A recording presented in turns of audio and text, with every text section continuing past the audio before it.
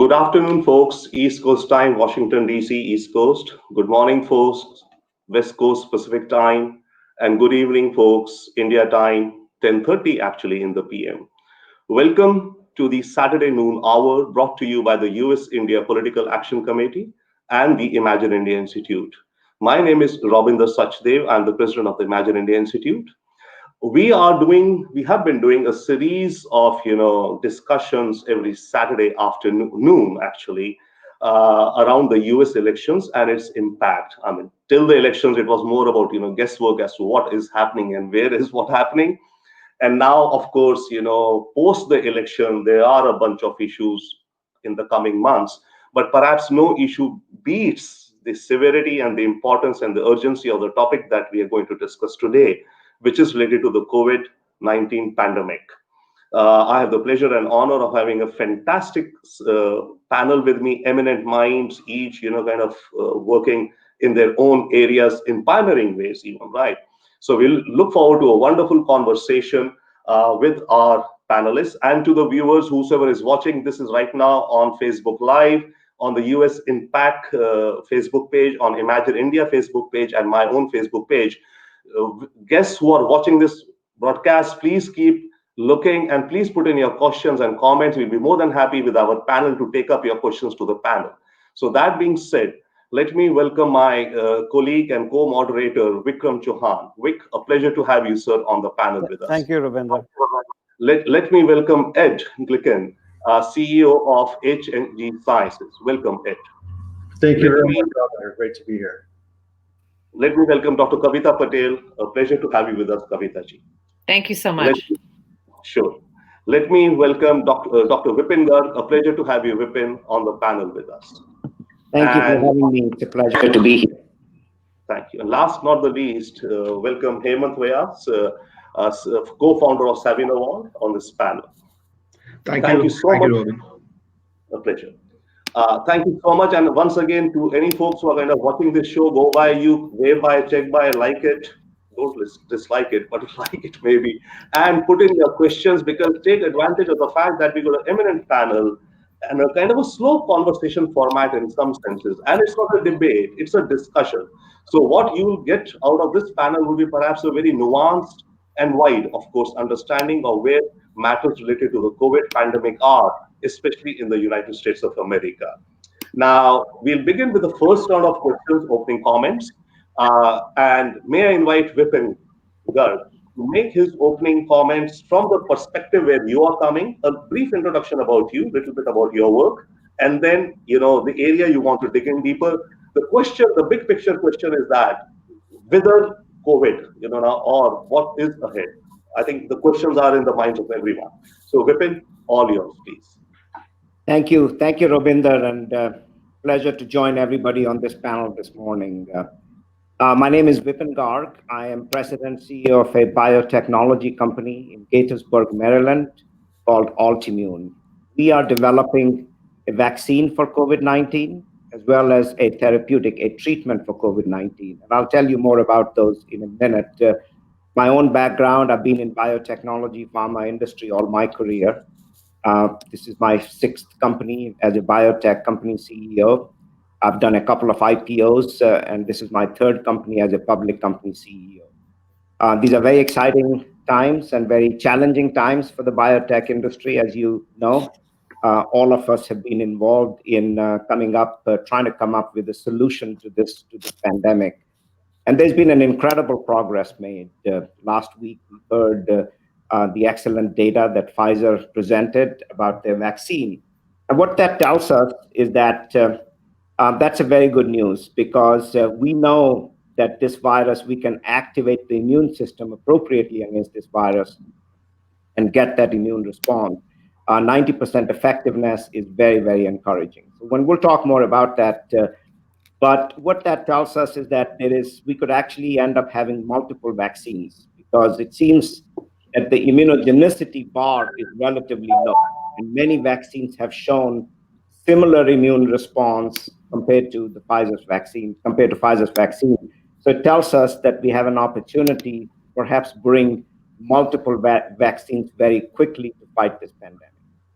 One thing I would point out, however, is that all of the early stage vaccines that are in phase 3 trials today, they're all injectable. They're all intramuscular injection. And really, they're all really focused on neutralizing antibodies and the antibody response. At this point, we know very little about this virus. We don't know what's the significance of T cells, for instance. We don't know anything about the durability of the response. How long will the response last? Are we going to need T cells for that? And we also don't know about a third arm of the immune system that we're not talking about right now, is mucosal immunity.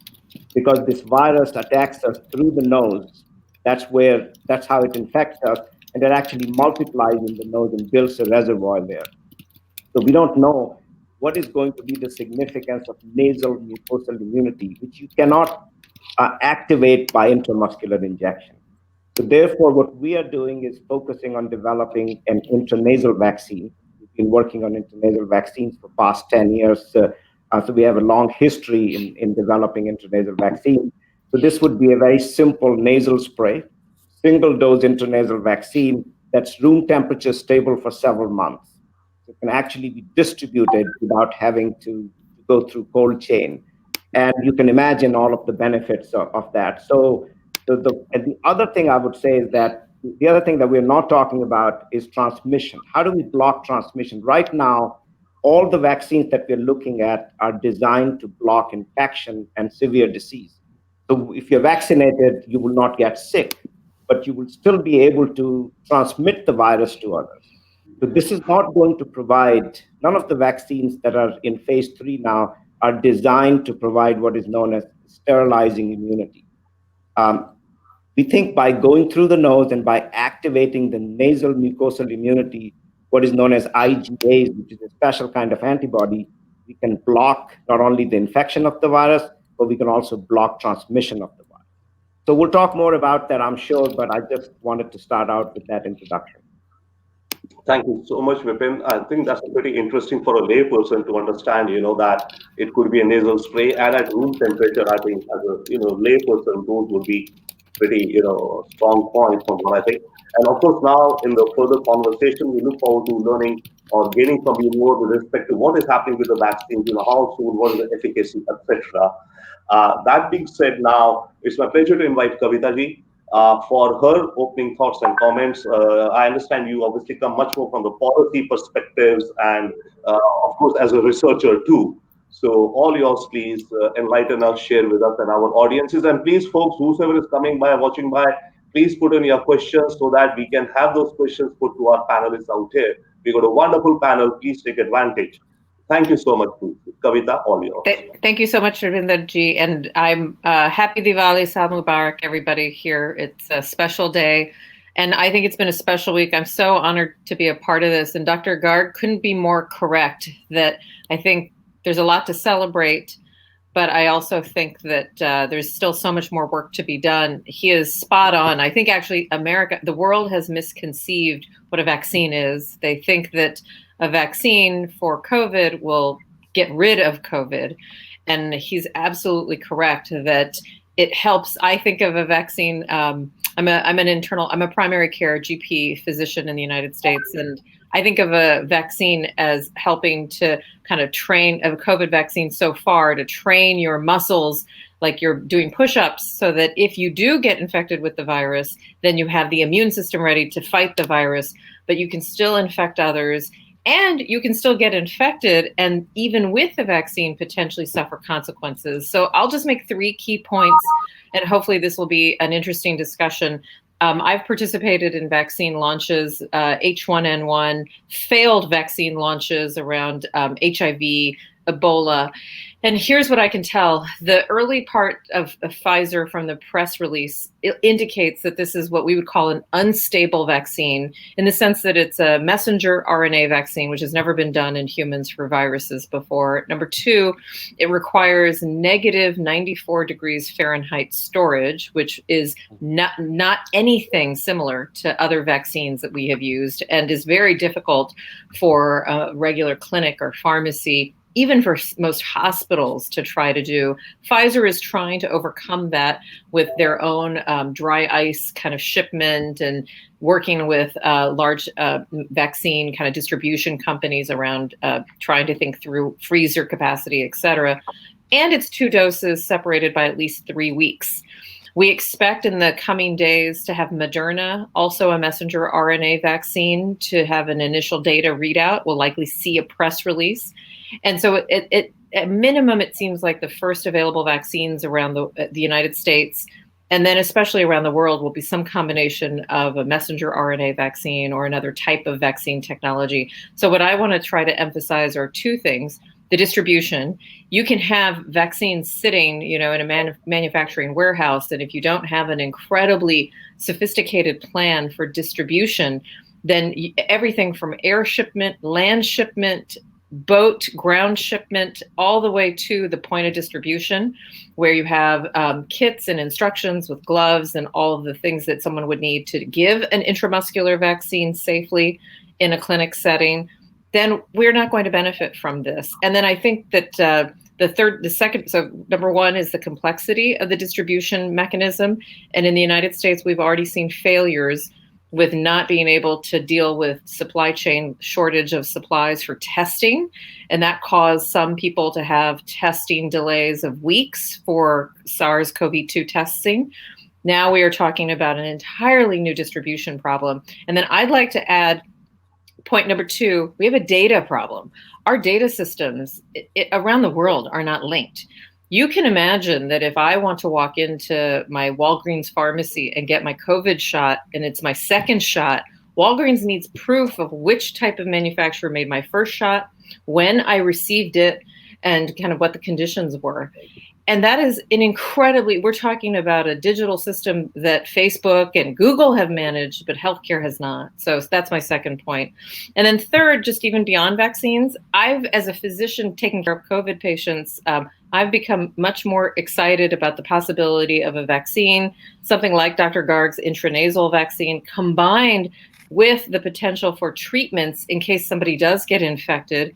We do have some very promising treatments when people are hospitalized or severely ill, but we need more practical treatments for what I would call the outpatient setting. I'm seeing now in this area, we're starting to see dozens and dozens more COVID patients, and I'd like to see treatments that I can give to somebody in the form of a pill or in the form of an injection that keep them from getting severely ill and can prevent them from going to the hospital. Because ultimately, as we have now around the world, as we top 10 million cases in the United States and are looking at potentially hundreds of millions of cases around the world, that is going to be incredibly important. And so 2021, from a forecast in the United States, we have a new administration, we have an incredible amount of new potential treatments and vaccines. We need to make sure people get them. And then frankly speaking, the governments have made commitments to give them out for free. But that I'm not clear exactly what that means. We can pay for the cost, we can pay for the actual vaccine, but we need to pay for the nurse's time, the pharmacist's time. We need to pay for the R&D time. We need to pay for the doctor's time to counsel the patient. About a third of people in the United States, maybe even more, don't believe in vaccines, especially the COVID vaccine. So we are going to need time to counsel people. This isn't just as easy as enter an order automatically and people will just get it. Some might.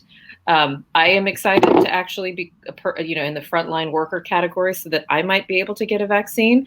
But after I look at the data and read the journal articles first, and so I'm very concerned that we're going to have a lot of people who need a lot more risk-benefit explanation.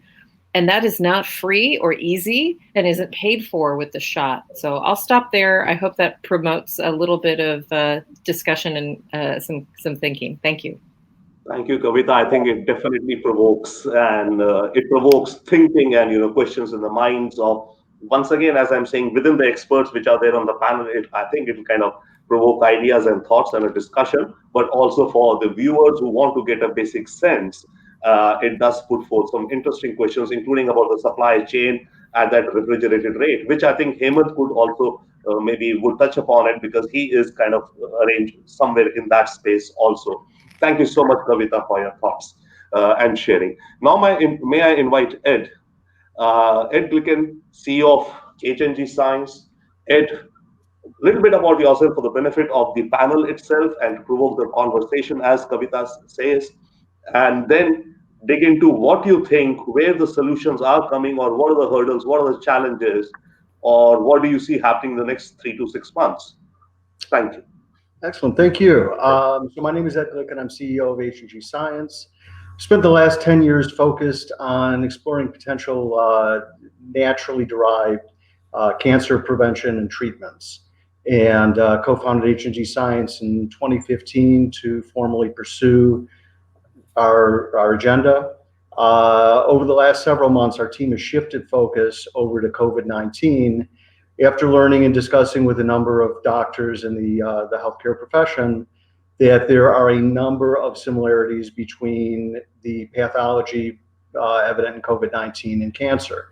And we are approaching this from a standpoint of we'd like to minimize, pretty much mitigate and prevent a lot of the damaging effects of COVID-19 in people that already have it, as well as potentially preventing the symptoms from developing, and maybe even preventing the virus from taking hold in the body to begin with.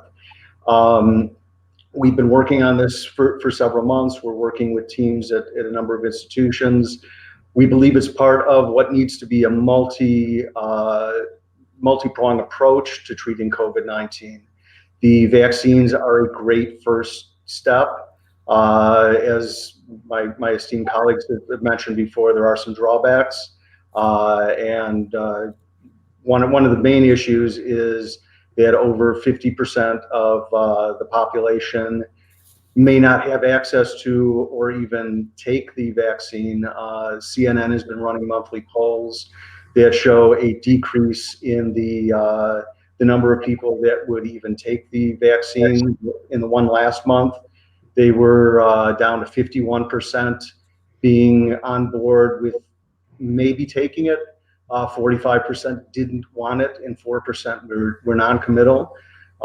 In order for that to be the move forward and the silver bullet, we need virtually 100% compliance, because we're not going to have 100% efficacy. So we need additional measures, as Dr. Patel was mentioning, things that we can take, products that can be given to patients, possibly even before they get it, as a preventative measure, but definitely once they've contracted COVID-19, as a way to mitigate the damage and treat this more like the normal coronaviruses we see, influenza, common cold, and make it more a livable virus that the world can get back to normal and not worry about it. There's a number of different issues with the idea of building the herd immunity, because we have a lot of people at high risk. There's another issue with enhanced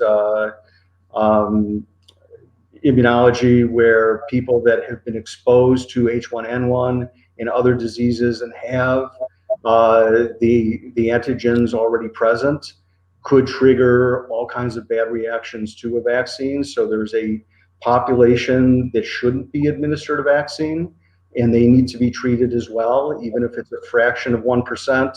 When you're getting into hundreds of millions of people in the US and billions of people worldwide, a fraction of 1%, whether it's a tenth of 1%, a hundredth of 1%, still translates to hundreds of thousands of people that could be very, very badly affected by a vaccine. Thank you so much, Ed. I think the conversation is, moving in some very interesting dimensions. And I had a question which I'll come back to later. So as I see this conversation developing, I hope and I think that the policy folks are, of course, I would think that, they are also aware and looking at all of these. And it's not that what we are talking is, but this must be there amongst the, permutations, combinations of what all policies can be out there, so that ASAP, solutions come. Thank you so much, Ed. Now, I would invite Hemant now to make his opening comments. And actually, Hemant would be Hemant's from coming from the supply chain on the PPE side and all, and the question of logistics, as Kavita was mentioning, and as also what Vipin is mentioning, the advantage of being at a room temperature and a single nasal spray.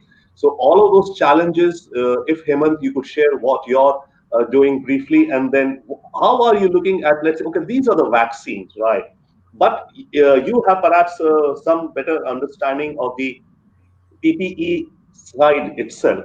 So from the PPE side, what is happening there? The prevention part, at least to the part it can be, other than a vaccine. What are you seeing happening there?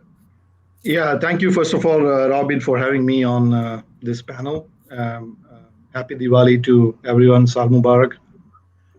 Yeah, so I think I bring a totally different perspective than most of my colleagues here on the panel. If you had asked me maybe about 3-4 months ago, would you ever get into healthcare? And I'd never actually envisioned that, But what happened was, like Kavita was mentioning, I have a family member who's into the ICU day in and day out, and they were having problems with the PPE procurement. And she reached out to us, me and my partner Sparsh, and say, "Hey, this is the scenario. Can you guys help?" So I have absolutely no background in healthcare as such until then. I come from a technology world. Past 20 years in startups in multiple different areas. But I mean, it's something that we felt that we could solve this problem in some way or the other. We had to plunge in and see if we can help people who are risking their life day in and day out to save others. We got to do something about that. So with no prior experience as such, we jumped into it. And we started calling around the world, friends, family, business partners, affiliates. And until then, it was going to be a philanthropic aspect for us. It was never actually going to be a business. But what we quickly realized was that people were not taking us seriously. The moment you start talking about, procuring something that has more value than gold at that given time, people were not taking us seriously. So we had to organize ourselves, and that's how our company, Savinoval, came into existence. And what we have figured out over a period of last several months is that the biggest problem lies in the area of trust. And we have negotiated on different deals from vendors around the world, maybe Malaysia or Thailand, Vietnam. And what we quickly realized was there was a complete lack of trust. So from the supply chain perspective, I think blockchain would, I feel that would be a really key intervention, because now we are talking about systems which are trusted. People can have faith in who you're dealing with. And the materials that you're procuring are what they say to be. This was the biggest breach, if you really ask me, where we felt there was absolutely no coordination whatsoever. Those who were actually into the business for a while, maybe they were procuring. But the thing is, anyone who is trying to enter a new market, this was absolutely impossible, because you do not know who you're talking with, whether they are some fictitious character at the other side of the phone. So I think that's where I personally feel that the innovations are going to come into play. Technology is going to come into play. Of course, bio-based materials are going to be another aspect that I feel is going to have a huge future in this industry. I mean, that's what we feel at this point, and I think that's where we want to go into. Is start with the procurement side of it, but ultimately bring technology into the angle where we can actually streamline this the whole chaos that's in the procurement side. Thank you. Thank you, Hemant. So from what I understand, and I mean, that is the challenge, I think, as each panelist has earlier identified, the whole chain of, even if you get the vaccines, how much is the production and how much is the distribution, and the ethics, if not the ethics, the parameters of that allocation, within the nation or within across the world, right? I mean, those will be factors at play very critical. Thank you so much, Hemant, for your thoughts, and we'll move on now. May I now invite to Vikram Chauhan, co-founder of the US India Political Action Committee. Vic, your opening thoughts and comments, please. Thank you, Robinder, and thank you all. Happy Diwali, and I welcome you to the panel. I'm here more for the listening part than talking, so I'd like to say a little bit of a USINPAC. Like we said, we are a bipartisan, non-partisan PAC. We have various folks who lean left or right, but we cater to everyone. We were founded after 9/11 for the Indian American folks around. We have grown into quite a big block in the country, and we wanted to get our folks in the mainstream and getting them back into action. So I'd like to start off at least the discussion.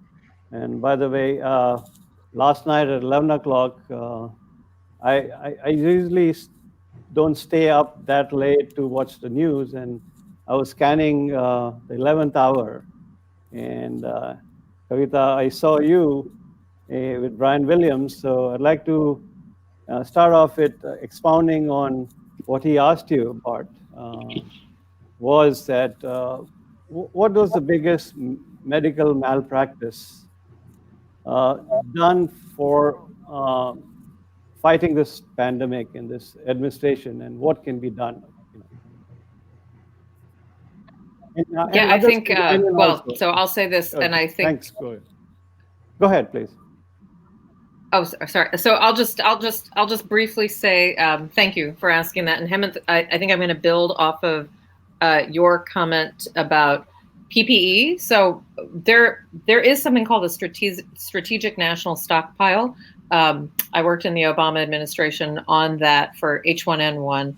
We didn't have the cases of H1N1 in the United States that we do now with COVID, but we were trying to get prepared for it, and we had gloves, masks, face shields, all of that.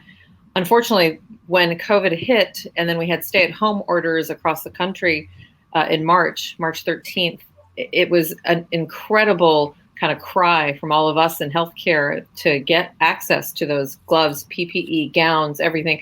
And Hemant, the reason his family member called him is exactly what all of us were doing. I had someone that I work with who was waiting at a shipping dock in Baltimore, Maryland, because a ship from China was supposed to come with some of these supplies. That's the kind of, that's exactly like where our country was. So the malpractice was that we did not have any preparations. And then even as the president tried to stand up ventilators, testing supplies, emergency hospitals with the military, we were playing catch up with this country.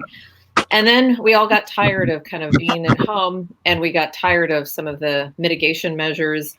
And for reasons that are still unclear to me, masks became a political issue. So somehow if you were a Democrat, you wore a mask and believed in a mask. And if you were a Republican, you didn't. And that, I know that's not the truth, because I look at the same data, the Journal of the American Medical Association, Nature, Science, and I was looking at the data that illustrated that this was much more of a respiratory virus than anything, that our coughing, speaking even, could be enough droplets in the atmosphere to infect other people. So then we watched in healthcare as people decided that they didn't want to wear masks. And we can't force people to do anything, but it still occurs to me when I get in my car, I have to wear a seatbelt. There's no question about it. And it becomes habit. Masks, especially in some parts of Asia, as everyone knows, are routinely used. So the malpractice is multifold. It's number one, we still are not prepared. We have a 1 to 2 day testing turnaround for the PCR for COVID in our area, but we're all being told, and I work in DC, we're all being told to expect that the testing times will get longer as the demand gets bigger. And that just seems crazy to me. And then number two, we are just waiting. I have said this before, that we're just waiting for people to die. There's no, we're not really trying to, I do not, let me make something clear also. I do not believe in a lockdown. I actually think that the concept of a lockdown kind of misses the point. I would be much more in favor of making masks available, putting a mask in everybody's mailbox for free that's a good quality mask, and then also helping people in business, having aid packages, financial relief, so that businesses can stay open at a reduced capacity, so they're not pressured to close or to put people in, an unsafe situation. And then the third, I still, we're on this panel talking about vaccines and treatments and access.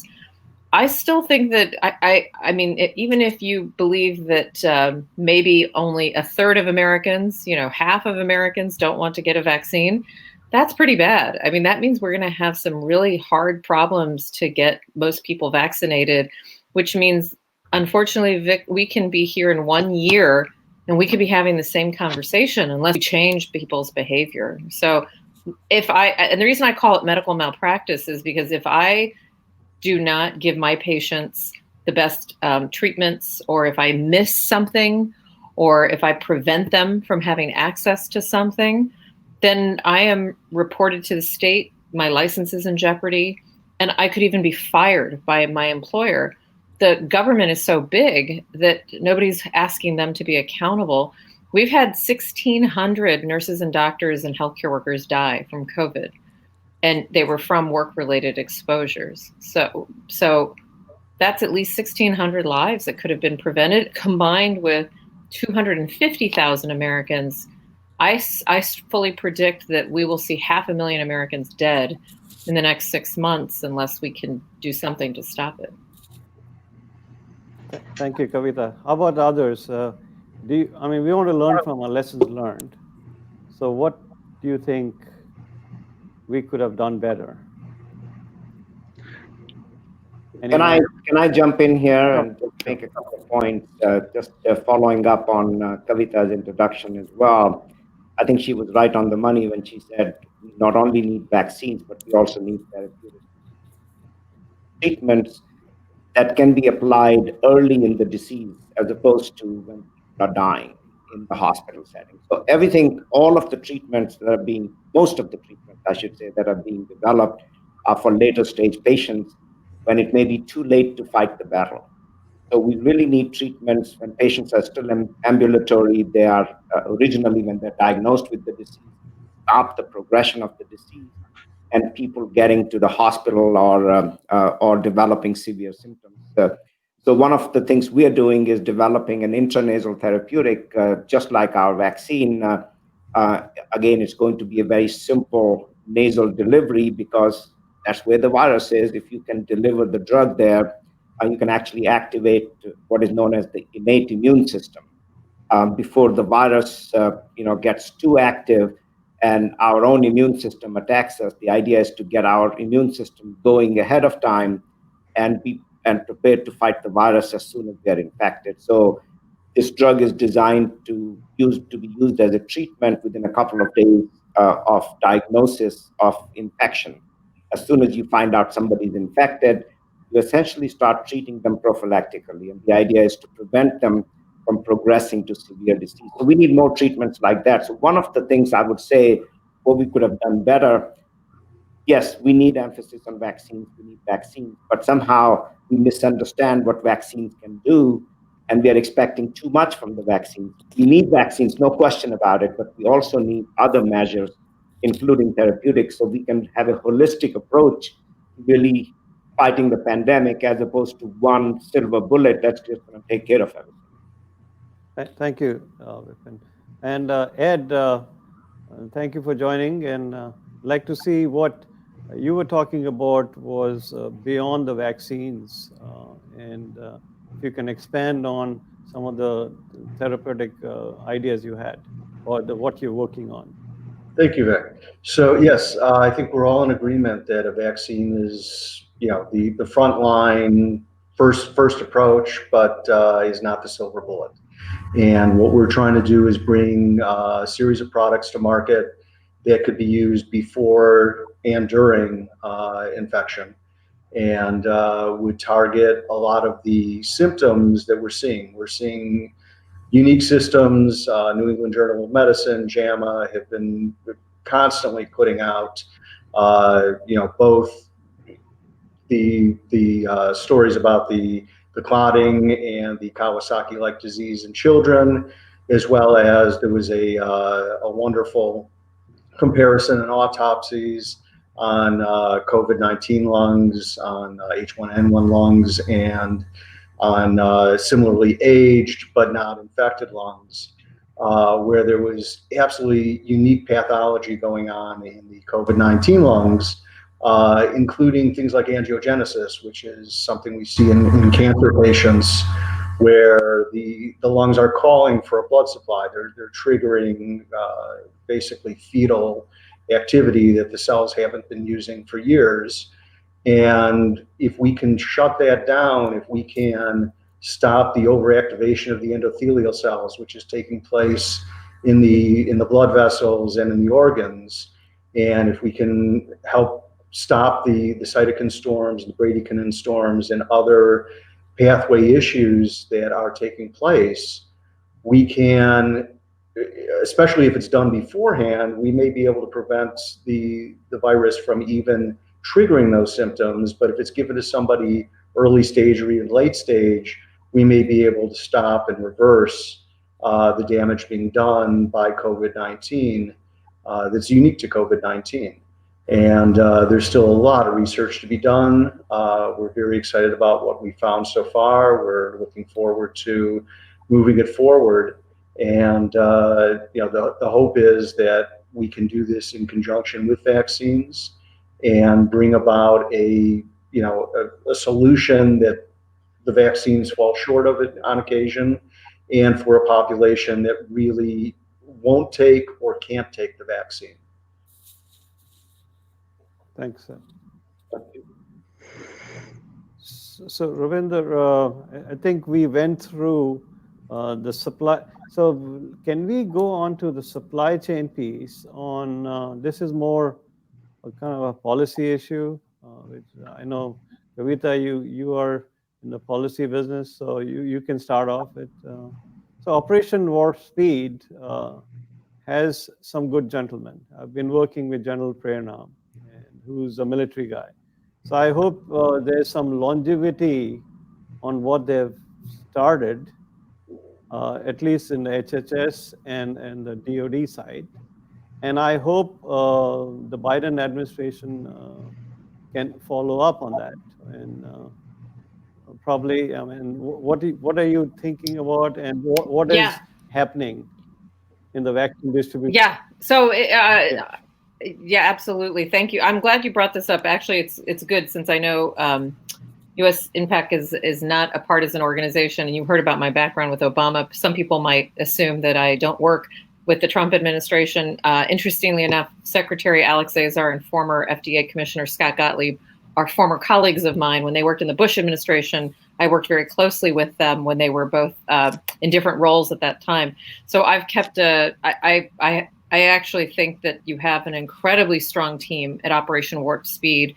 And if you're not familiar, Operation Warp Speed is really meant to be what I would call the kind of skunk works, or, the real kind of engine for driving this innovation, and some of, I think, why we're seeing such incredible cooperation between the private sector and the public sector. So I would say that. And Moncef Slaoui, who is an incredibly esteemed scientist and physician kind of researcher. He's kind of one of the heads of Operation Warp Speed, former executive from Moderna, but with decades of experience that is incredible to bring. So I am very confident in some of what the Operation Warp Speed people have done around IT architecture. They have identified a very sophisticated, and I'm actually looking at a picture of it just so I make sure I don't misquote it. I'm part of a working group around the vaccine distribution issues, which is why I've been able to get briefings from Operation Warp Speed every couple of weeks. They have something developed for an IT architecture that they call visibility, notification, and verification. Visibility into what the production ratios are, inventory on hand, shipping information, kind of like if those of you that use Amazon Prime, I can track my order on my app. That's actually what Operation Warp Speed is trying to do for vaccines. And then a notification mechanism for the distributors, package centers, for states. I think something else that the audience should recognize is that vaccines generally are distributed to the states. So all the states had to submit a vaccine plan by November 1st. It's public. You can Google Alaska vaccine distribution plan COVID, and a big document will come up. But the states are the really kind of then tasked with kind of how to deal with the vaccine shipments and supplies. But Operation Warp Speed is providing the big backbone for this. And then finally, verification. And this really depends on kind of novel software that has never been used before. But Operation Warp Speed is trying to make sure it integrates with existing software, and that providers, pharmacies, hospitals, doctors' offices can also kind of have like access into the back end. So from a policy standpoint, Vic, I like to remind people that just because administrations are changing doesn't mean they start from scratch. So I fully expect the work of Operation Warp Speed to be integrated. But just if people are interested, there's been a problem with the transition having access. So the incoming Biden transition team is having some issues with getting clearance for conversations with the existing staff. And I'll be honest with you, that's one of these political problems that in a Washington, D.C. environment could result in a delay in Americans getting the vaccine. So this is a nonpartisan organization. Those of you that are politically involved, whether it's Democrat, Republican, or independent, or something else, I think it's very important for us to send messages to our elected leaders all around, state, local, and federal, worldwide, that say we have to have seamless communication. Communication here is key. If the incredible people working on Operation Warp Speed cannot talk to the Biden people because they're not allowed to, then we're not going to have the ability to pick up the baton on January 20th and kind of hit the ground running. And I've participated in the transition from Bush to Obama. The Bush teams were incredibly generous and incredibly helpful, so that when inauguration happened, there was just no confusion about what had happened, what was going on, what the plans were. And I really do hope that happens. We need it now more than ever. Thank you, Kavita. If I may add a little bit to what Kavita was just mentioning about, I think there are two issues that I see. Of course, there is vaccine is one aspect to it, but then I still see the continuation of usage of PPE, especially if I say masks and gloves and face shields and all. I think along with what you just mentioned earlier is about giving everybody the access to let's say dropping in everybody's mailbox mask or something. But I think there is another aspect which is missing. I personally feel talking to normal people is the usage itself. How do you use that? And I think that there's so much of misinformation out there. So that could be one area that we could be working on. Okay, people who have family members who are in the medical field or who are knowledgeable about it, it's fine. But there are a lot of folks who don't know how to use the mask. Even mask, the simple thing is a mask properly. So how do we bridge that gap? So that education is one aspect to that. Sure. And extension of the systems that you talked about, the software system. I think the same needs to happen on a global scale. When it comes to the PPE procurement, and because this is COVID-19, God forbid if we have something else in future, right? How prepared are we? What are we learning from this, right? And I think that's the area I feel it's a lot of work needs to be done. Thank you so much, Hemant. Can I go back and pick up on one point, just very briefly? Just talking about what have we learned from this. I think that's an important consideration, and how should we be doing things differently? Well, one of the things that I can say without a doubt that we're no longer going to be complacent about vaccines in the future. This is one pandemic we are going through. This is not the last one. We know that. We now know that. And more importantly, people know that. So over the last 10, 15 years, investment in vaccine research has really dwindled, and now it's coming back. So I think, and we think it's a great thing, because we need to be ready for the next pandemic. We need plug and play type of technology platforms. We need manufacturing capacity. So hopefully, I mean, we've done an incredible job already with this pandemic, but hopefully we can do even a better job next time. As Kavita mentioned, the first wave of vaccines are these messenger RNA vaccines. They have never been, this is the first time they will be used for a pandemic or for any vaccination. It is possible that having that technology again will help us next time. So all of these things, manufacturing capacity is going to be a major issue. I mean, one of the things we are all, that's not being discussed, is that there just isn't enough manufacturing capacity for all of the vaccine developers to develop, to make enough quantities of their vaccine, even to do clinical trials.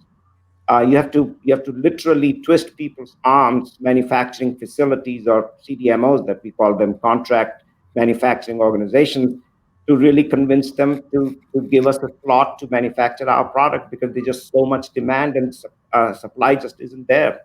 So worldwide, we're going to ask the question, we're going to learn, what do we need to do to make sure we have enough vaccine and even pharmaceutical manufacturing capacity here in the US. We're not dependent on supply chain that is multinational supply chain. If one of the countries drops the ball on a small piece of the supply chain, the whole thing will shut down. We could be in a situation where we can't even supply simple blood pressure medication to our public, because a raw material, an active ingredient in that, in that product is just not available because of pandemic in another part of the world. So I think we will see that as we move forward, that there will be a focus on bringing manufacturing, pharmaceutical manufacturing, vaccine manufacturing back into the US. Thank you so much, Vipin. Would Vic, you have any comments, or otherwise I'll begin the next round, but or any other point, any other participant who would like to make? Vikram, you, Ed, please. So Ed, do you want to go ahead and talk about some of the therapeutics, because we want to talk? And how long will, I mean, that was the question I had was, how long is this COVID-19 going to last? I wish we knew the answer. Great question. I mean, we all want to know the answer to that. Yeah, I want to listen to that one. Yeah, no, according to the experts, I think we're looking at least 18 to 24 months, and possibly it never goes away, in terms of us going back to not having to worry about it. We go through a flu season every year where we don't know what strains of the flu we're going to have, and we take our best shots at putting together a vaccine for it. But, given a couple of years of mutations, and luckily COVID-19 is mutating slower than the flu, but the situation with the minks, where they, we've now transmitted it to other animals and back, which results in issues like the swine flu and the avian flu. And if we have more mutations over the next year or two, we're gonna see a COVID-19 season probably every year for the foreseeable future. So that's why we've got to bring it down to a manageable disease, where it's like the flu and the common cold, and we're treating it and getting on with our lives, but we can't get on with our lives until we've got a way to treat it. And that's what we're working on. We're looking at being able to provide that bridge to being able to get back to normal lives, between the vaccine, where it's going to have a lot of efficacy, but not be able to protect everybody to the extent that we can have the elderly mingling with children. I mean, children under 7 carry hundreds of times the viral load in their nose that adults do, and you can't expose at-risk people to that. And so grandparents aren't seeing their children, and a vaccine isn't going to get us back to that normalcy for any time in the foreseeable future. So we're trying to bring that back to people.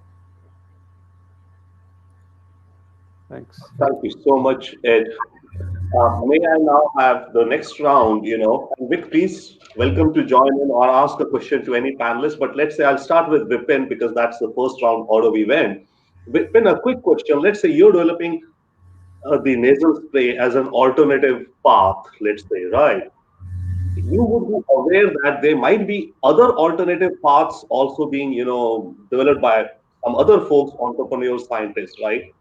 Now, what do you see the chances of some other alternative or path being successful and how soon? Oh, that's an excellent question. So let me just back up and say that the first attribute that we were looking for from a vaccine was speed.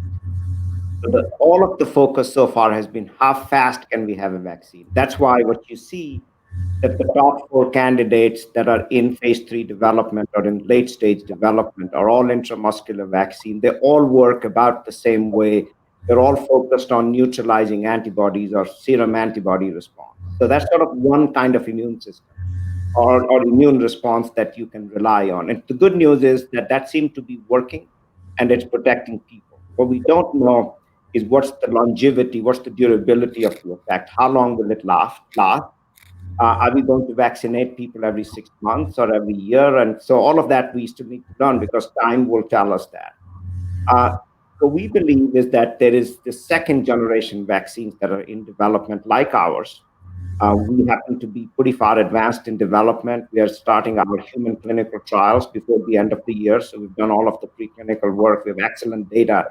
And we have shown that we can activate multiple arms of the immune system, which may be very important for this virus, may be important not so much in the short run, but in the long run, if we are going to eradicate the virus, completely eliminate it, we might need all of these multiple arms of the immune system activated. Convenience is going to be important too. We talked about how up to 50% of the US population is not willing to take vaccine. Well, if you make it, for one thing, a 2-dose vaccination, we talked about it a few minutes ago, Kavita touched on it, that how logistically it's very difficult to track people, bring them back. Some people simply won't come back. You lose them to follow up. That happens all the time with multi-dose vaccination. So you want to eliminate that. In fact, the WHO has published a list of attributes that they would consider as the best sort of vaccine or what is known as a target product profile that they're going for. And some of the things they've listed is single dose, easy administration, preferably non-injectable. If it's stable, at least under refrigeration, that's much better than freezers and -20 and -80 degrees. So all of these things will come into play. And we're not even talking about children right now. We're only going down to 12 years of age. The interesting part about this virus is that the carrier may not show symptoms, but they can still spread the disease. So children can be infected, they can be carriers, and they can infect their teachers and parents. So until we simply aren't going to feel safe until we figure out what to do with 30 million kids in the US and around the world, because that is going to be a sort of a hidden reservoir of the virus that we won't be able to see, yet we would be affected by it. So again, we think an intranasal vaccine would be ideal for kids because they don't want to take, injection. And on top of that, you want to block transmission as opposed to just blocking the disease, because the goal in children is not to block the disease, but to block transmission. So that's the reason we are pursuing it. Your point, there are other companies, other institutions, academic institutions at the NIH itself. There's a lot of work being done on alternate type of vaccines that activate T-cell immunity more so than antibody response. And also people are working on mucosal immunity. So there's a lot we will learn. I have no doubt that there will be multiple generations of vaccines, like any other vaccines that we have developed in the past. And as time progresses, we'll be able to bring these additional attributes to the table. So I'd like to follow up on that, Vipin. This is for you and some of the other folks. We're talking about going through the trials process, the FDA process. That's going to take a couple of years. So what about bringing it over the counter first? for a vaccine or a therapeutic, and then while you see the effects or something like that over the counter, can we do something like that? Unfortunately and rightly, you cannot do that. You have to, any new product you develop, like a new vaccine, you have to go through the whole sequence. You have to first test it in healthy volunteers, in healthy young people. You don't even give it to older people, and don't give it to very young children. So you have to go through all these It's a wrong steps. question on the vaccine. I'm in therapeutics. Suppose you bring it like a supplement, Same thing. Okay. Unless you're talking about something that's not a pharmaceutical product, unless you're talking about a nutraceutical or some kind of supplement that is plant-based and is not considered a pharmaceutical, that's a different story. But if you're developing an antibody or a cocktail of antibodies or anything that is a biologic or a pharmaceutical product, you have to get it properly approved through the FDA process. I think that's pointed more to Ed, because Yes, Ed is so more into the organic side. one of our products is a nutraceutical, and it's based on material that already has GRAS status with the FDA. It's been used in human clinical trials for cancer with no adverse side effects. So it's passed the phase 1 clinical trials with cancer. So we want to take that approach. We want to bring something out that can get through regulatory issues quickly. We're also hoping to get an EUA or an emergency use authorization on an RX product sometime in mid-2021. But if we can get the nutraceutical out quicker and get it into people's hands and help people quicker, that's the short-term goal. So what we're trying to do right now is get into a human clinical. As you know, a COVID-19 human clinical is a little more complicated in terms of the numbers, so we're working on that right now. But we're putting that together, and the approach is to bring something to market that can be over-the-counter nutraceutical, doesn't need any additional FDA approval at this moment, and can be made available quickly. We produced it in large quantities. We were actually working with a company in the U.S. right now that's owned by Indian immigrants, and they produced material for us in the past. They can scale up very, very, very quickly. They've done it with CBD and other components, APIs. So we can be up and running very, very quickly. That's our goal right now, is to be able to finish the proof of concept in vitro, get into in vivo early next year, and have a product out potentially the beginning of Q2. This brings, I'm not going to take a lot of time, Vikram, but I just want to make a comment that what I see here on this screen is actually like American innovation at its finest. And there had been, I'm not sure, I don't want to speak for any of the companies here, but I can tell you that there are so many people who can be part of this solution, and it would be an incredible way to stimulate the economy. I mean, we're in a near, past a recession, meeting certain economic indicators for depression in the United States with unemployment. We have had some rebound in both the markets, capital markets, but I would argue that's because we've got interest rates at an all-time low. From an economic policy standpoint, we should be spurring more and more and more biotech innovation, and then what I would call kind of this last mile innovation, thinking about PPE, treatment, distribution, and also candidly thinking about how to, I think teaching people how to wear masks, services for small businesses, that's an opportunity for a new sector. And if there's anything I know about Indians, it's that Indian Americans and Indians in general, that we adapt quickly, but we have to make sure that we're aligned with the kind of incentives. So I hope 2021, I do not think COVID goes away. I think that it becomes like a regular, like to Ed's point, it becomes like the flu. But I also think that the next pandemic isn't that far away, and it might be antibiotic resistance. It might be computer malware, software viruses. So we have to have a lot of these protections in place and infrastructure in place, IT interoperability. That needs to happen no matter what, even if we did get rid of COVID. So I just want to make a plea that what we need is more biotech innovation that comes in the form of being able to hire, get more jobs, get distribution. And I actually think that's how America can get out of this and help the world. One of the reasons the United Nations has projected that we are going to have generational setback in intellectual achievement is because the United States is not going to be in an economic capacity to help other countries that usually require country cooperation. That's not, my parents wouldn't have come here from India if it weren't for the fact that they were able to kind of get educational visas and be part of that infrastructure. We have to do something just like that again. We really do need an FDR moment. And so I hope that we find that somehow.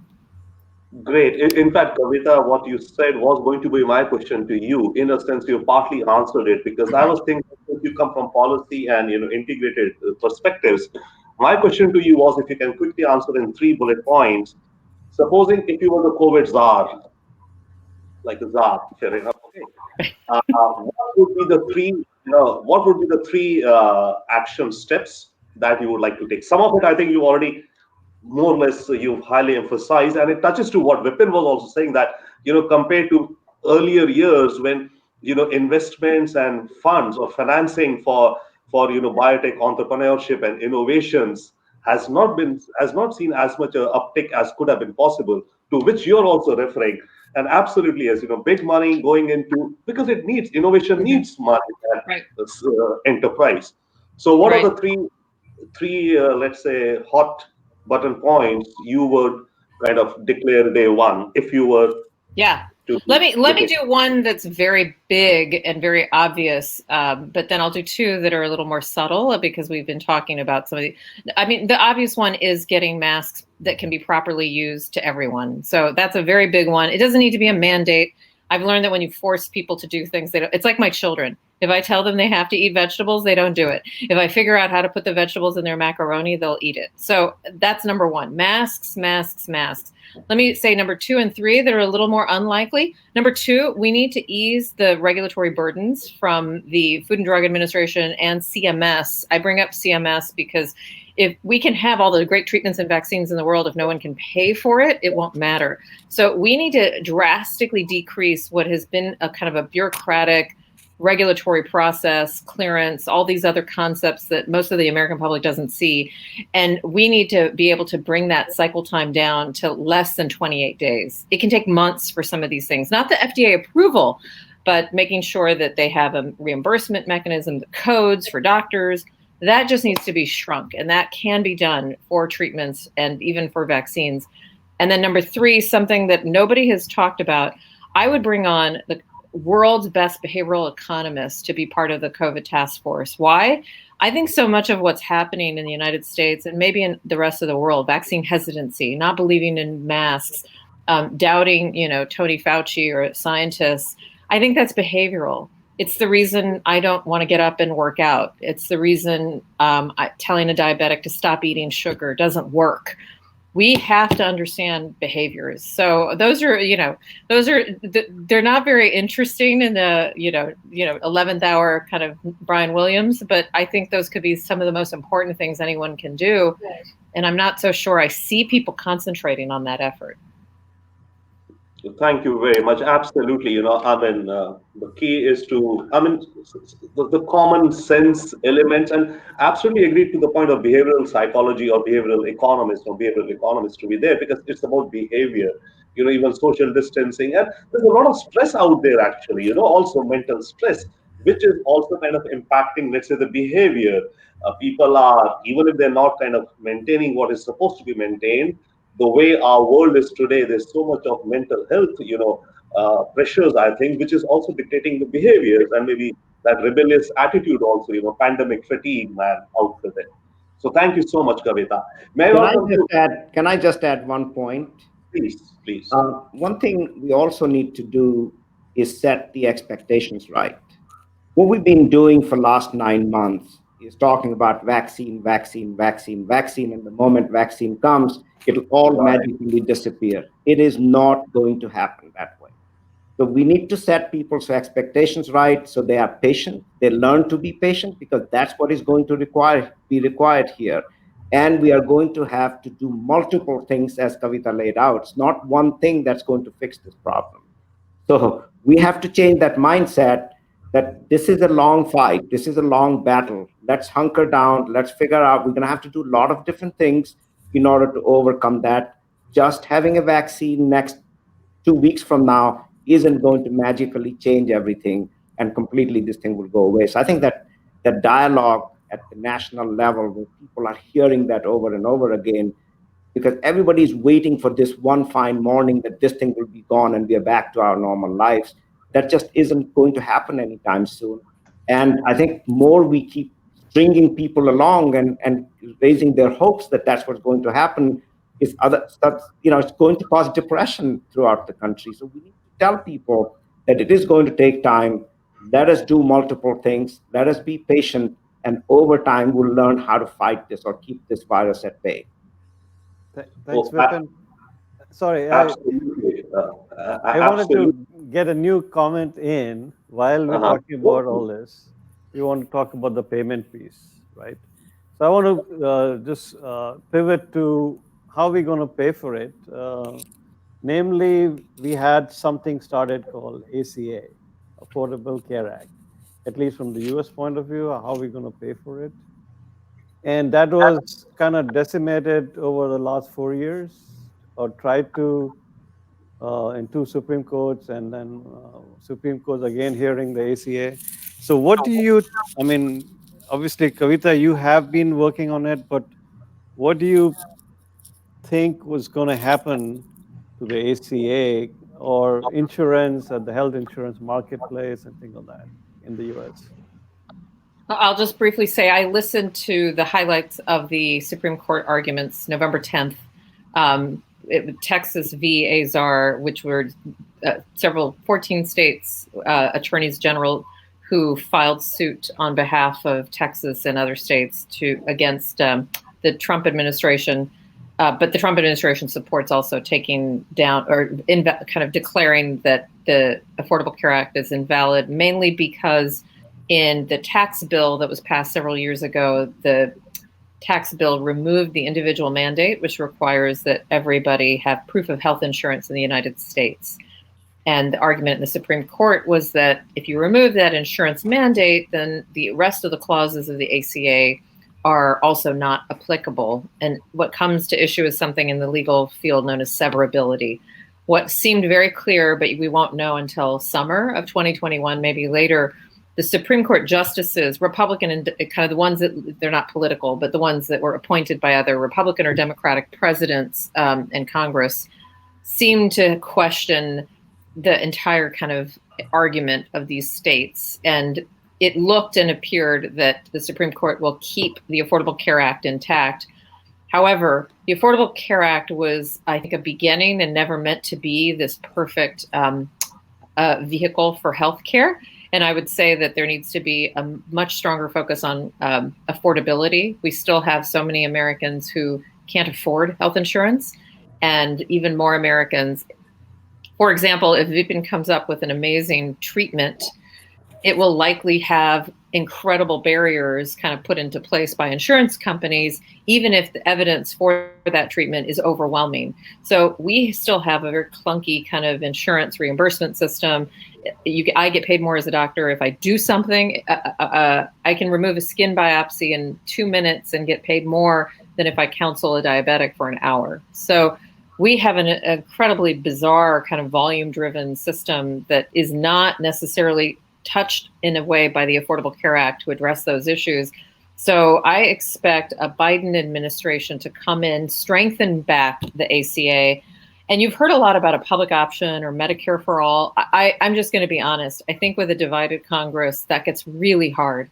So I think that what you can expect is to see a White House doing things by executive order and very little kind of big legislation. The country doesn't have the appetite to do kind of a huge ACA or a Medicare bill unless there's an incredible amount of aid tied to states for COVID relief. So I think the only exception to that would be if you can have a way to, kind of inject financial relief for the states. I've talked to states and governors of states who have said that the cost of COVID is bankrupting their states so badly that they're worried that they won't be able to offer rich coverage from Medicaid to people. So I think there are states all across the country, all of them unanimously, that would welcome federal relief. So that hopefully that answers the question about ACA and where I think the Supreme Court will take it. Thank you so much, Kavita. And now, closing this round, I'll take one question each with Ed and Hemant, and then we'll have closing comments from all speakers. To Hemant, my question would be that, what are the learnings from the PPE distribution and supply chain, which you think can be applied to the vaccine distributions as and when they come, and innovations like Vipin's which come for the distribution and the supply chain part? But first, let me go to Ed with the question, which was similar to Vipin's, that Ed, what you're doing and what you're developing is, let's say, an innovation, a solution, right? There would be other solutions which are innovative, you think, maybe your competitors or alternative paths or alternative routes. What possibility do you see of some such innovations, coming to fruition and solution, which could, help alleviate this crisis? Including your own, of course, but what do you see around you as you see, which others are developing? Anyone you would like to highlight or point out or share your thoughts on that? Thank you. Thank you. So, there are a number of therapeutics in development right now. I think that one of the things we have an advantage in is that, the material we are using already has received GRAS status from the FDA. And we can do it at a relatively low cost, which addresses the healthcare and the Affordable Care Act. We're not competing at that level with an RX product. We're looking to go to an RX as well, but by getting a nutraceutical out, we can make a very affordable therapeutic available to the mass population in a relatively quick time frame. And by doing that, we're going to alleviate at least some of the suffering, and hopefully we can parlay that into a larger scale production and pharma products that can fill in the gaps left behind by the vaccines, so that we're treating people on an as is, case by case basis. There's no one size fits all in this. I think we're all in agreement. But by introducing several different solutions, which is our plan right now, we can address the different symptoms as well, which require slightly different formulations. And as we see, this developing over the next year or two, I think we can create targeted nutraceuticals that will be able to prevent the symptoms that people are seeing that are so damaging and deadly, but be able to treat them as they've already had them, and be able to get the people back to normal. So it's, what we're seeing right now is there's got to be a mass effort from a bunch of different companies. We're one of them, and we're looking to forge our way in the arena. Thank you so much, Ed. Interesting. And now my question to you, Hemant, let's say, you come from, and this question of the last mile and the supply chain and the distribution is out there, right? So let's say given your experience, here we have Vipin, an entrepreneur who would be getting into the distribution and, of his product once it's out there in the market. And we have a policy expert, Kavita, and we have Ed, also an entrepreneur. So what would be your 3 suggestions to the entrepreneurs, okay, with respect to, the distribution, supply, last mile issues that you're seeing on the ground? For the entrepreneurs is one, and secondly, for the policymakers also, let's say like Kavita, what would be some of your, recommendations, suggestions, your learnings for, let's say, the manufacturers as well as the policymakers? Over to you, Chetan. Yeah, so I think thanks, Robin. My first quick pick would be, what Dr. Garg actually mentioned earlier would be, let's say if you have a supply of materials coming from one source, and what if the pandemic hits that area? I think that's where it lies. If you really think about it, what really clogged the whole PPE market was our over reliance on, manufacturing coming out of a particular country. I think what needs to happen is the distribution itself needs to be distributed. You know, there has to be multiple sources. We cannot rely on one particular source. So there has to be multiple countries. If that's where we are, sourcing a material from, we need to have partnerships with, and that partnership has to be working both ways, meaning that there has to be a cordial environment to work with, right? So that's one.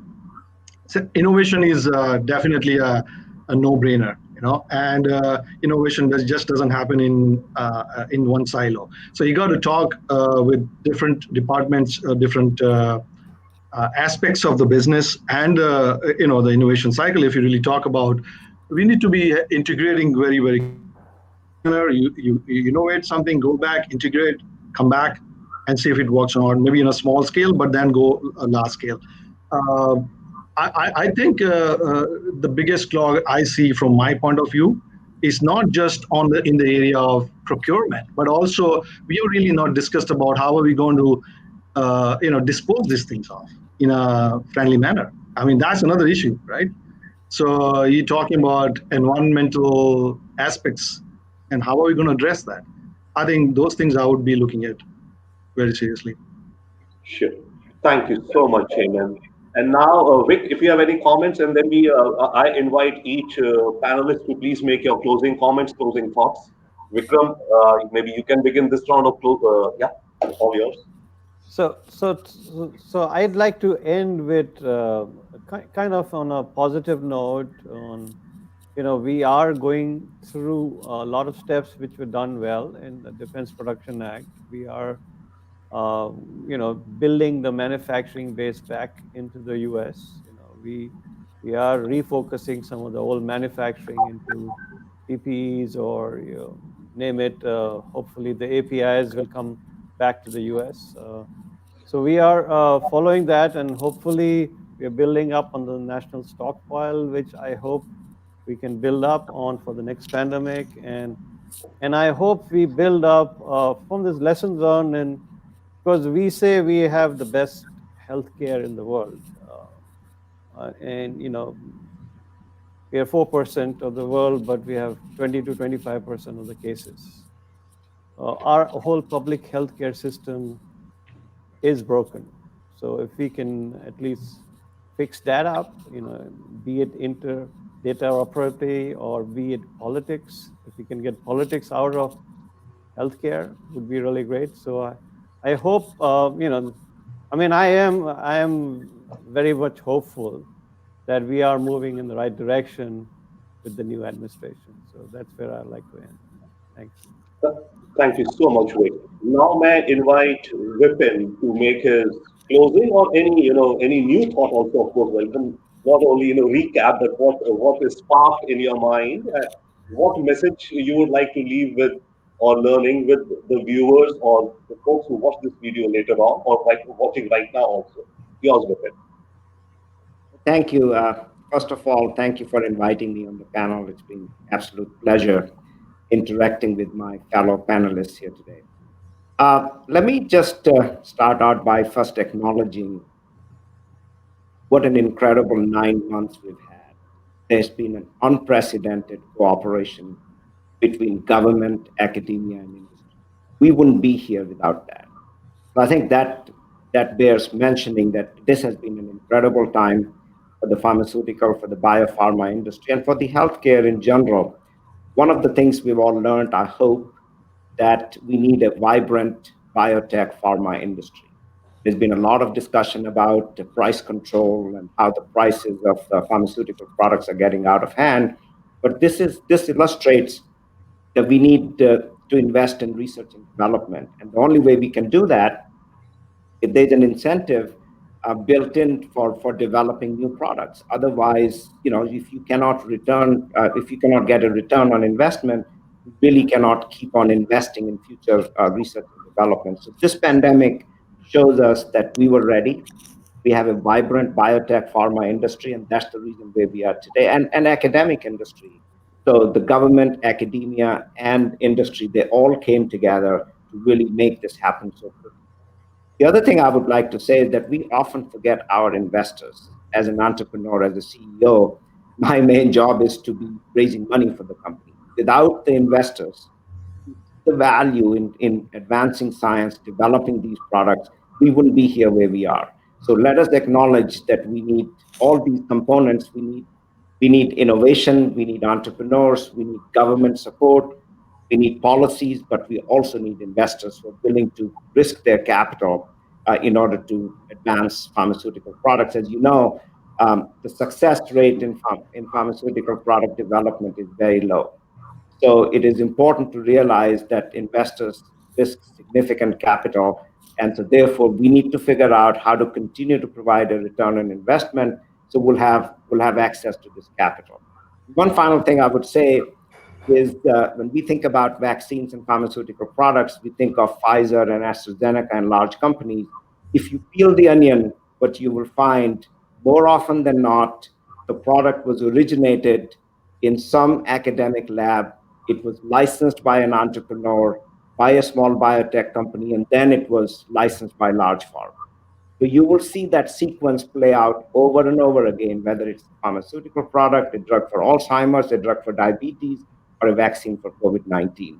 And that's really how we bring these products to the market, is by having that sequence where academic people started, entrepreneurs take it forward, take it to a proof of concept, and large pharma steps in to conduct large trials and distribute. Thank you so much, Vipin. And, I'm just reminded of something personal I wanted to share. Absolutely, the biotech industry, I come from the technology industry, telecom background once upon a time.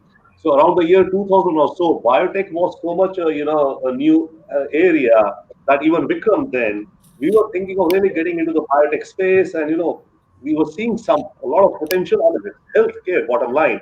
But yes, over the last 20 odd years, I don't think we've seen the kind of potential and the promise that this whole biopharma, biotech space had.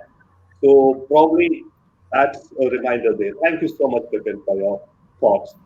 I'll break the order a bit because what I'll do is I'll reserve Kavita, with your permission, you for the end, because I think you are pretty integrated policy and all of those areas. So you will wrap up the conversation pretty nicely. So I'll take that liberty with you. So may I invite Ed for your closing thoughts or whatever has sparked from this conversation with you. Sure. So I'd like to wish everybody happy Diwali. And in keeping with it, I think the path forward is to bring light, goodness, and knowledge to the COVID-19 approach, and to use all of our aspects, all of our means to fight this, to come together as the U.S., as the world, to fight this by using PPE, by using the vaccine, by taking part in doing what we all need to do, and by bringing other therapeutics to the mix, so that we can get back to our normal lives. We've had a rough year. It's almost over, and we look towards 2021 as being a year of innovation, cooperation, and hopefully healing. Thank you so much. A beautiful word which you said, healing, with multiple, aspects out there. And it's, as I think earlier, sometime it was discussed that behavioral change, and also it's a bunch of things out there. It's a public health issue, right? And public health would mean, the technologies, as in, what are medicines trials, it will mean policy, it will mean behavior, and so much more, to solve this. And it's the first humongous public health challenge we are facing as society on the earth. Thank you so much, Ed, and all the best. May I now invite Hemant for his closing comments and all. And Hemant, it seems that, distribution, supply chain aside, but distribution itself for the vaccine and the PPEs and all, etc., is a major concern. But you can take your take from whichever perspective. So your closing thoughts, comments, please. Yeah, I think I already have said that earlier, but I would like to transcend a little bit. And I'd say maybe what needs to happen is we need to really carry forward what we have learned from it. So habits that are good, we need to start celebrating them and somehow inculcate that, not just for this pandemic, but just continue on to wherever we go next, right? So that's making sure that what we learn, even the smallest thing like washing hands, right? That can go far. How do we continue that habit? So taking it to the next year or the year after, or how do we teach our kids and younger people to continue those habits? So it should become like brushing teeth every morning, right? That needs to happen. So that's one aspect. Secondly is I think I feel that innovation, of course, on the medical side, typically happens in the university labs and or bio labs, pharmaceutical labs, and then goes to the entrepreneur is the one that actually takes it out. But I think there is innovation at every corner. I mean, if you really see the jugaad that a lot of these folks that I'm seeing on a lot of WhatsApp messages that I get from India, like street corners, people have designed their own masks. So I think we need to really look beyond just the typical lab environment to get ideas where innovation can come from, and then ultimately, basically allowing these people or giving them some sort of a platform that basically can be integrated into the mainstream. I think I really, as an entrepreneur, I'm an opportunist. I mean, opportunist. Most people think, but no, I'm here to solve a problem, and that's what gives me the greatest satisfaction. And I'm eternal optimist that I think we are going to not only solve this problem, but any other problem that come our way. And we are collectively as a society, not just the US. I really see this as a global problem. I think we need to integrate. Thank you so much, Hemant, for your absolute profound comments. And I think everyone, the point is the oneness, the interconnectedness of us as humans and with the environment, and the interconnectedness within the innovations and interconnectedness of the supply chain distribution. So it's a lot of interconnectedness and, let's say, exchanges. Now, thank you so much, Hemant. Now, may I invite Kavita for your wrap up and any observations, any comments that you would like to share? Over to you, please. Thank you. And I want to thank everyone here for having me. I'm walking away with so much thoughts and hopefully some new friends and colleagues as well. And I'll say just again, like 3 points, I think. Number one, we have the ability to do all of the things we've talked about. Get people educated, try to create an environment rich for innovation, whether it's venture capital, private equity, as well as kind of public markets in general, for more innovation on all fronts, behavioral, biotech, et cetera. And then third, I think we have the workforce. I mean, we've seen incredible kind of dramatic increases in productivity in certain sectors.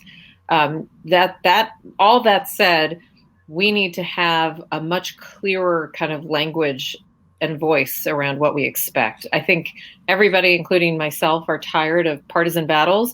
We need to find people. I hope that the Biden administration brings people in who can kind of cross the aisle, make deals, kind of negotiate, try to find solutions.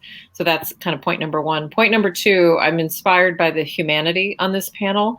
And it reminds me that, everything is local and individual. We can have policies, but we need to take action as individuals. And I would sometimes enter stores, and if I didn't see someone wear a mask, I would just kind of run away.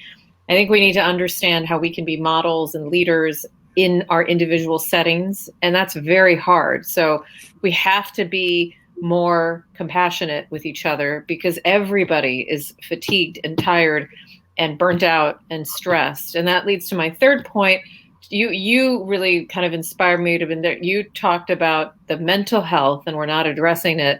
It's no secret that any issues with mental health have long been stigmatized or been stereotyped as being weak. We now need to acknowledge that children are experiencing mental illness. You know, people who have no other vulnerabilities are experiencing depression, anxiety, suicidal ideation, high rates of suicide in healthcare professionals. So I think that we need, as a world, to understand how to better deal with that stigma. And I do believe that it's panels like this one and organizations like yours and Vikram's that can actually offer these solutions. So 2021 is going to be an incredible light. This is Diwali, so I think it's appropriate that I look with light today and to 2021, and I hope that each of us can find that light individually and inspire it in others. Awesome. Thank you so much, Kavita. Beautifully wrapped up. Now may I invite my colleague Vic for his vote of thanks to the panel. And before we wrap up, yeah, absolutely. I think we've had some very interesting insights and sharing of ideas within the panel, us, and of course the viewers who are watching or will be watching later as we share with them. This would be, I think, a very nice learning out there. Vikram, sir, vote of thanks to the panel from you, please. So I have learned so much in this last 1 hour, and regarding nasal vaccines, which I had never thought about. I am kind of looking forward to further discussions with you all. USINPAC is a voice to not only for Saturday afternoon, but we'd like to continue this to wherever your next steps are. So we are all hopeful. Again, like I said, there's a light at the end of the tunnel, is Diwali. So we are looking forward to further discussions with you all and working with you all. So I'd like to thank Ed. A nice Saturday afternoon to spend with us, and Kavita and Dr. Garg and Hemant. And I would like to also see if you could be available for any follow-ups if you need anything. So you can reach out to me or Robinder. And thank you all. Thank you. Thank you very much. Thank you so much, folks. So this was a wonderful, wonderful panel. Now, thank you once again to the panel and to those folks who've been watching this afternoon hangout hour hosted by the US India Political Action Committee and the Imagindia Institute. This video recording would also be put up on YouTube and will be shared with panelists and other colleagues so that the folks can get to see it again or share, because there is definitely a bunch of good, nice learning and conversation out there. Thank you once again, everyone, for watching this Hangout Hour. This broadcast is now ending.